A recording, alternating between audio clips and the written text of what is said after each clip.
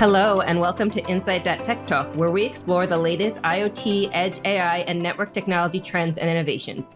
I'm your host, Christina Cardoza, Editorial Director of insight.tech, and today we're going to be exploring the embedded systems industry with two special guests. First, we have Brandon Lewis, longtime friend and contributor of insight.tech, who will be guest hosting the podcast today. And joining him is Alex Wood, Global Marketing Director of Avnet. But as always, before we get started, let's get to know our guests. Brandon, I'll start with you. What can you tell us about what you've been up to these days?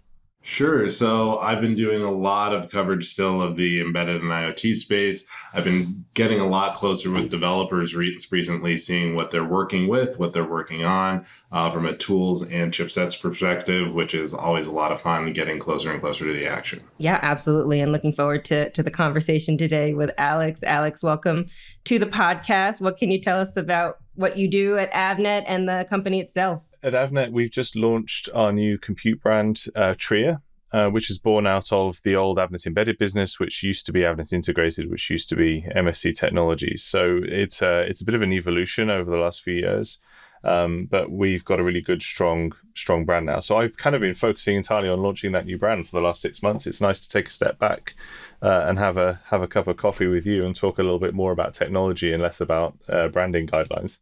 Absolutely.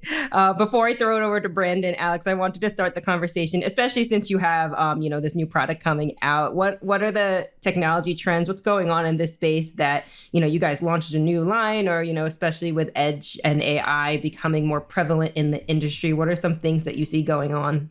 I think we're at a nexus point, really, in the industry. With AI, there's a lot of emphasis on putting things into the cloud, and there's a lot of pushback from people that want to put things on the edge as well. So you've got one half going to the cloud, the other half going to the edge, and both of them have their own challenges and potential setbacks. So that's really what we're seeing at the moment is customers are saying, we want to leverage this, but we're not entirely sure how we can leverage this. And it really is there's no perfect silver bullet. So we got to find the right path for our customers.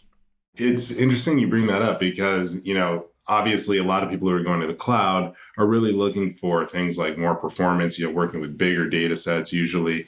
And on the edge, you tend to think that you have a need for lower power, quick inferencing. But then we see all these GPUs and stuff coming out, these huge, powerful GPUs. And I wonder, number one, what are, some of the applications that are driving things at the edge, you see? And then do they really need, do they need the performance of a GPU? Can they get away with something else? Like, are you seeing more low power at the edge, more performance requirements? What is it? Yeah, I think power is the key thing, right? That's going to be the make or break for AI. At the moment, AI is super power hungry. It's consuming a vast amount of data. It's really putting Bitcoin. It's making Bitcoin look almost power efficient right now with the amount of power it's consuming. And I think it's for a lot of businesses, people don't realize how much power AI applications consume because they don't see it. They've sort of outsourced the demand. Like you run an AI application at the edge, it's hugely power hungry, and you have to deal with that problem, the power and the heat at the edge. If you're sending it off to a data center, you don't see the challenges that it brings up. So it's easy for people to forget about that. So I think reducing the power requirements of performing these applications is going to be a key challenge, and that's going to make or break whether or not AI sticks around in this hype cycle, depending on how you define AI and how it works. And accessing those large data models, being able to process things and also absorb data and processes in real time, the applications all require more energy efficient, more heat efficient processing. And I think that's going to be the challenge. You're a marketing guy. By the way, thanks for the rebrand. Sorry. No. Yeah. I was going to say, I love Avnet. It was sometimes confusing which Avnet I was referring to, right? So I think the rebrand was great with Tria. This push of a lot of these what we would consider embedded, like super big or super high performance processors, based on what you said, is this marketing? Are we just marketing to get, to sell more units? Do we really need need that? And what are some use cases that you're seeing, in real world use cases? We all hear about computer vision and stuff like that, but what's the reality like from your customers? There is that speeds and feeds element of marketing. So it can perform an extra amount of tops. It can clock at this frequency. It's got even more RAM. And if I'm building my gaming PC, then that's a sort of like, this is great. I want to be able to get this extra amount of frame rate. I want to be able to render videos much faster. But at the same time, you then have to, like, upgrading graphics card. At my last upgrade, I had to get a PSU that was twice the size of the previous PSU. And you're just like, wow, I'm pushing 1,000 watts now to run a proper PC rig, when it used to be like 300 watts was a lot. That's triple the amount. For customers, that's the issue. We had the energy crisis recently. That brought it to the top of the agenda, and now it's eased off a little bit for now, but it's not so long before I think it's going to come back up again. The energy consumption, the power is going to be critical. So it's not so much about getting a more powerful processor, the most powerful processor. It's about balancing consumption, longevity, capability, specific to the application. For customers like that, okay, there is a marketing element. You want to buy the absolute top of the range, the flagship processor, when actually you might not need that. But sometimes you do, and it depends on the application for what you're going to do. I'm the least marketing-y guy in that respect. I'm kind of like, I'd rather sit down with the customer and say, okay, tell me what you're actually building, rather than just say, yes, you need the top of the range. You need the i9 immediately. What are they building? What have you seen? There's loads of different things that we're working with customers on at the moment, and a lot of the applications, I mean, there's a crazy amount. Everything from new farming applications. I was reading about an opportunity, mentioning no names. I mean, there's a lot of articles at the moment about more efficient farming, and artificial intelligence being used as an alternative to things like dangerous forever chemicals that are being put into the soil. So can you train an AI robot to move around fields and identify weeds, being able to tell weeds and pests apart from crops and non-harmful animals, and to be able to organize accordingly? One of my friends works in the farming industry here in the UK, and he works in a farming management industry. So crop checking, and he has to walk through fields taking photos of the different plants, and then educate people working in the fields to tell the difference between the different varieties of the plant and which one to select for breeding, to build the best crop. And you can create an AI application in the field that does that for you. You don't necessarily want to put all of that content into a data center. You want to be able to program the robot at the edge to be able to do that. So we're seeing applications like that in agriculture, and those are edge-based applications. You don't necessarily have a reliable cell data connection all of the time. You want to be able to do that edge-based AI recognition. And then at the opposite end of that spectrum, so you've got the massive industrial agriculture use case, and then we've got automatic lawnmowers for people at home, and being able to map the best path around the lawn, but then also being able to spot hazards and deal with hazards around the lawn as well. So one is a sort of great future-facing altruistic solution. The other one is a more practical, real-life solution. But it's those practical challenges in the real world that really put the technology to the test. Are both of those vision applications, I'm assuming? Like camera vision? Yeah. So both of those, I mean, the both customers, one is vision, one can be more radar sensor application, but vision is where the jump is in terms of the processing requirements. So that live vision AI, so being able to understand what it's looking at in as quickly as possible, identify it reliably, and act on that identification instead of having to send signals back to a data center for crunching and then get it back again. It's being able to do that in a short amount of space, in a short amount of time. So this is exactly where it's like, okay, well, you got your trade-off time. It's like decision time, right? Because now you're saying, all right, well, you've got vision out there, and these are probably both mobile, I'm assuming, or semi-mobile, right? And you have to send, at least in the industrial ag use case, you're sending that back somewhere, right? So, is this the place where you're like, how many GPU execution units can I fit into this? Or are you, really, with Tria now, are you taking it case by case and saying, look, I mean, from a cost perspective, let's figure out form, fit, and function here. And it's not, top of the line. Is that the case? A lot of customers will have several different tiers of the product that they're creating. So especially for different markets where there's a different appetite and also different sizes of the amount of things that they need to crunch. So for agriculture, you'll see that there's the top of the range where they want to have mass scale farming, say in Americas with the giant fields, and they want to be able to do things at speed. They'll have the top of the range solution. You buy something really big, it will work in the field. It's going to cover a huge amount of distance in a huge amount of time for a giant farm. So they have the money, they have the ability to invest in that. And then you'll want to have a slightly slower, slightly cheaper mid-range application as well. And then you want the lower end range as well for the market. And then let the consumer decide. Obviously, you want to sell them the best solution, but sometimes it's not going to be an option. And it's balancing. Most customers will have various different levels of capability, and sell that to the end user based on their application. And for me, that's where the industry is driven forward by the actual application and whether or not the end user feels the need for that amount of use. I'm always reminded of the picture that does the rounds on the internet of the field and the path that leads around the corner, like an L-shaped corner, and then there's a trodden path across the field where people have just walked across diagonally, and it's like design versus user experience. Right.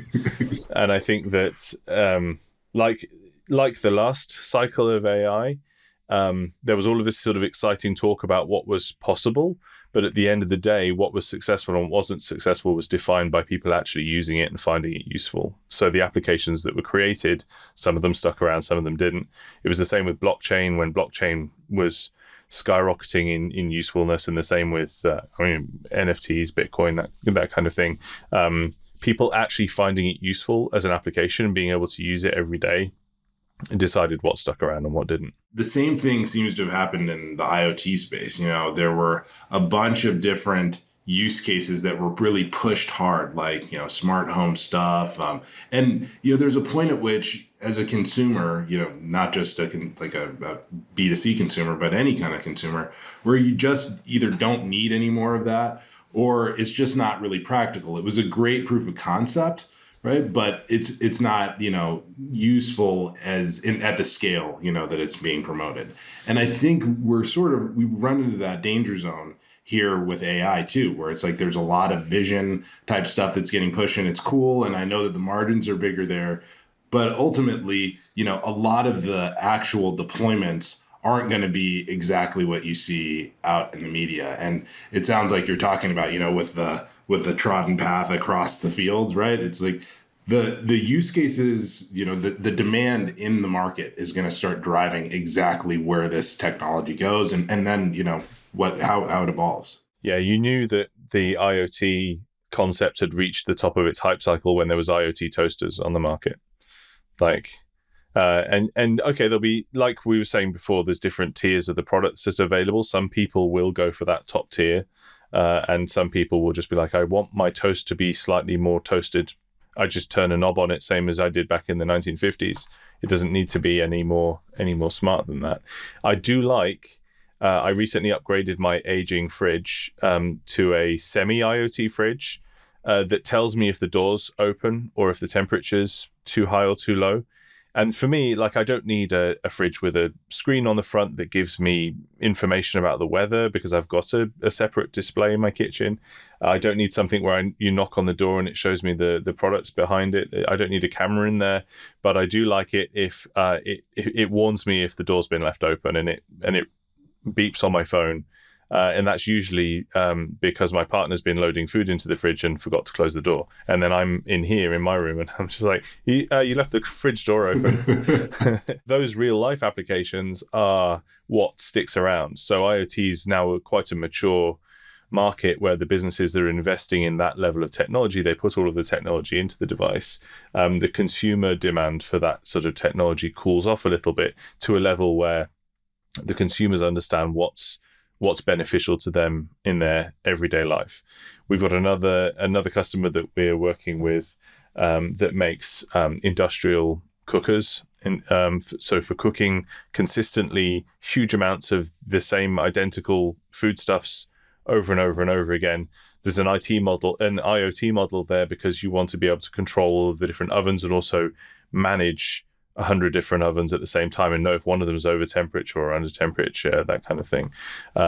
There's applications there that we're working with where that is a requirement, where it might not have been 50 years ago when cookers were being used at an industrial scale like that. So unfortunately, what happens, with this hype cycle, like you mentioned, is that everybody has these huge ideas, these grandiose visions of what the future is going to be like, where, with IoT, for example, it was everything is going to be connected, and, it's your toast is going to be ready in the morning, and your car is going to be, sitting there waiting to drive you off to work, and it's going to be perfectly climate controlled. And, by the time like the market starts to mature and people realize it's going to cost you $250,000 per consumer to realize that vision, and it's not going to happen, everyone experiences a sort of letdown. That's the the trough of disillusionment, right?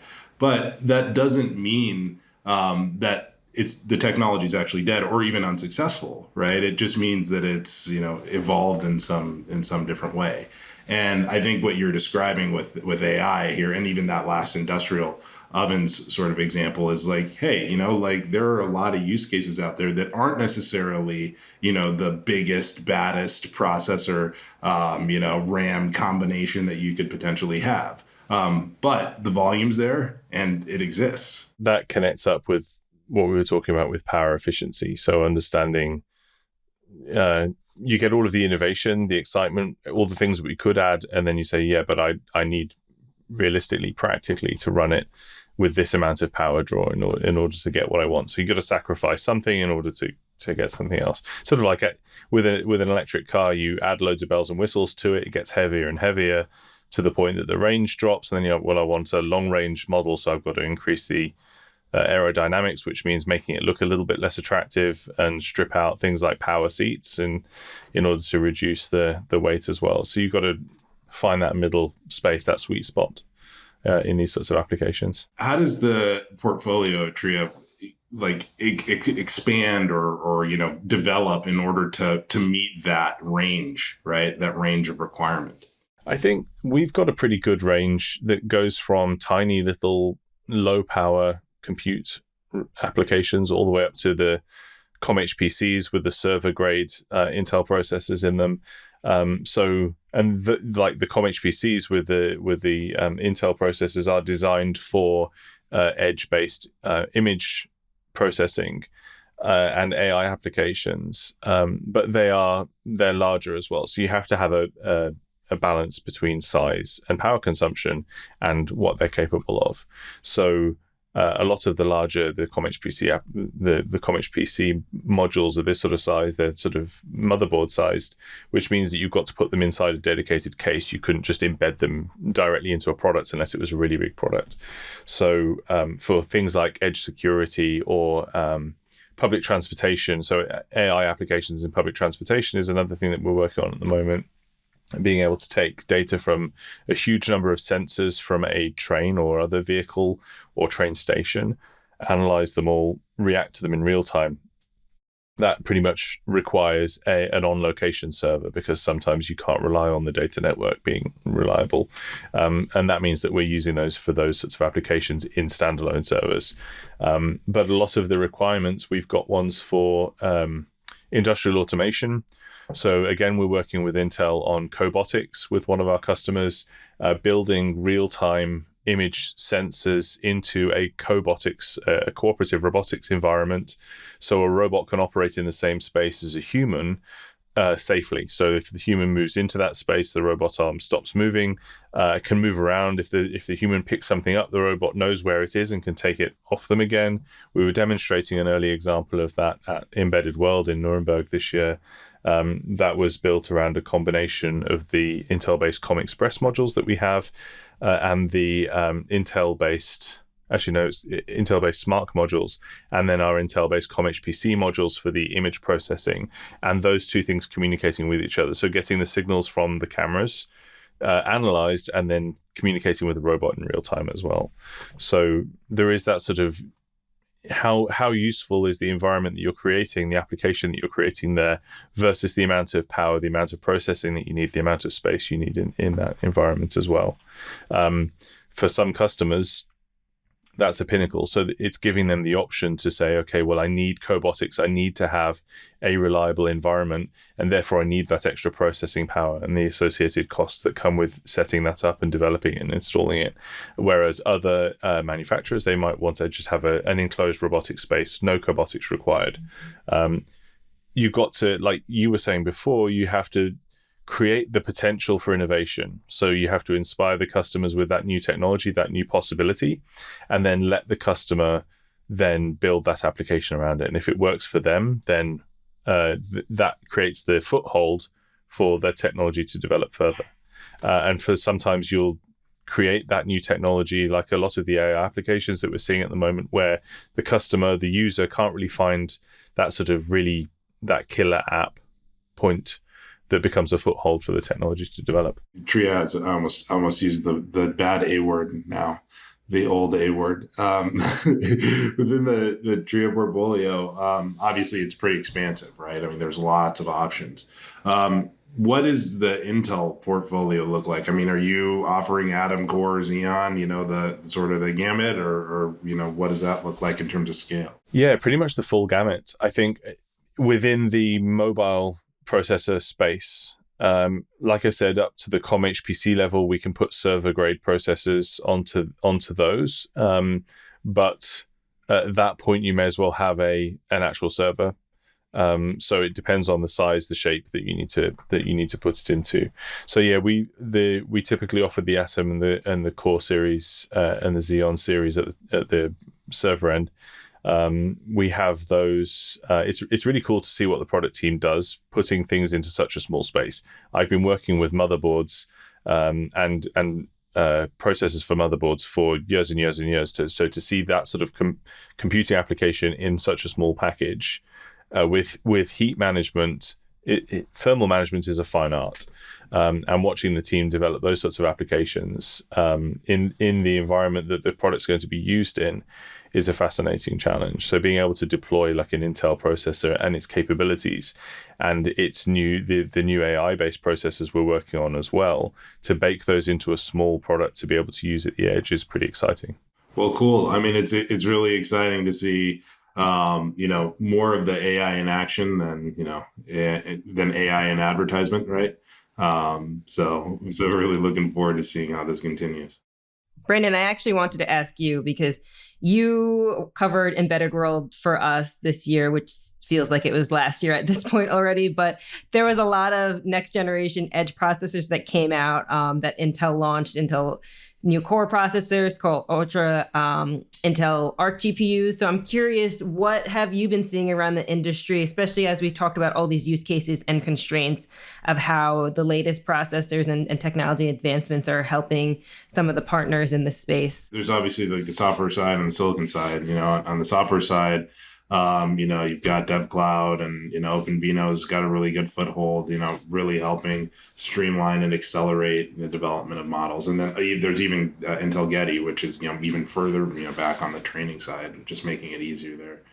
On the silicon side, man, the Core Ultras, like the AI PCs, I think that they're a really like nice fit in this sort of spectrum that Alex is talking about, because they enable you to scale up and scale down even inside the same SKU, right? Because you've got a lot of different compute that's available to you. These heterogeneous processors where you can say, look, I want a performance core, I want an efficiency core from a CPU standpoint, but then also, they've got graphics execution units built, integrated GPUs where you can do acceleration there. And then, you bring in neural accelerators. So, you can get this sort of ability to move your application in one direction or the other based on what is, available on the SoC or chipset.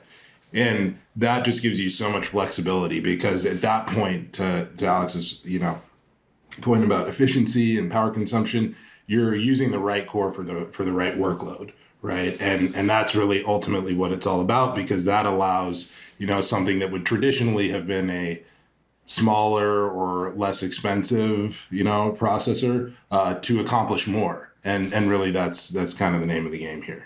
That's a really good point, Brandon. I was at Intel's AI event recently. They had that global event where they showcased all of their latest AI technologies.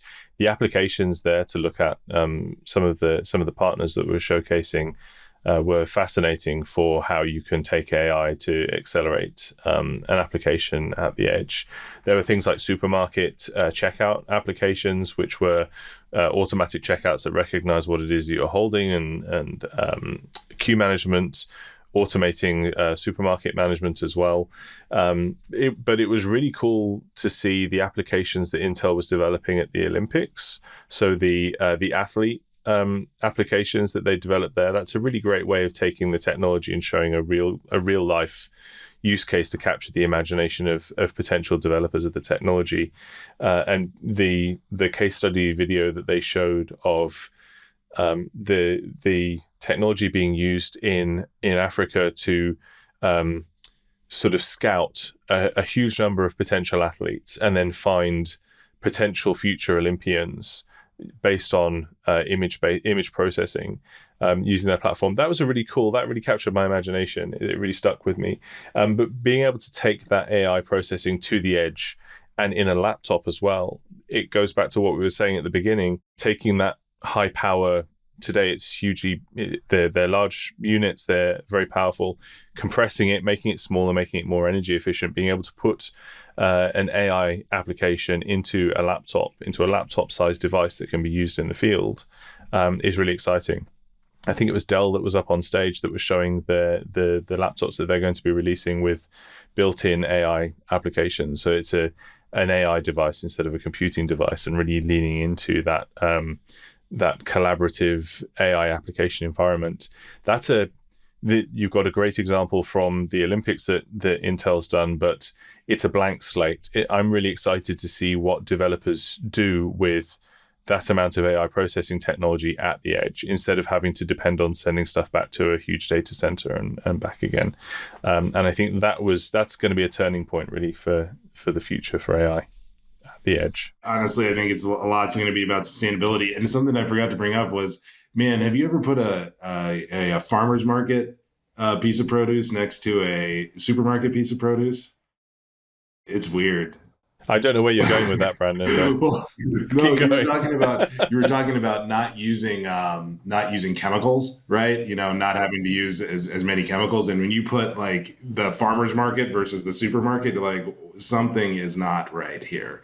But sustainability in the future, I think is really important. And I think all the things that you've been talking about, we've discussed today, will help us on that path. Yeah, for sure. It's amazing, all the different use cases and everywhere you can go with these AI applications. I can't wait to see where else we go, especially with partners like Avnet. So it's been a great conversation, guys. Thank you for joining. Before we go, Alex, I just want to throw it back to you one last time. If there's any final thoughts or key takeaways you want to leave with us today. Like I said at the beginning, and like we were kind of leading back into at the end there, I think that AI is at a nexus point at the moment. And I think edge computing is at a nexus point as well. So that advancement in edge-based AI applications, so being able to take it away from the cloud and onto the device, that's the nexus point. if you're watching this, find those applications and tell us about them if you've got them. I think it's a really exciting time to be working in computing on a small form factor with AI in this space. Yeah, and I invite all of our listeners to visit the Avnet website, check out their new product line, see how they can help you, take some of your AI efforts and initiatives off the ground. So thank you both again, Brandon. It's always great connecting with you. You've always been our embedded systems expert. And, thanks to our listeners, and thanks, Alex from Avnet. Until next time, this has been Insight.Tech Talk.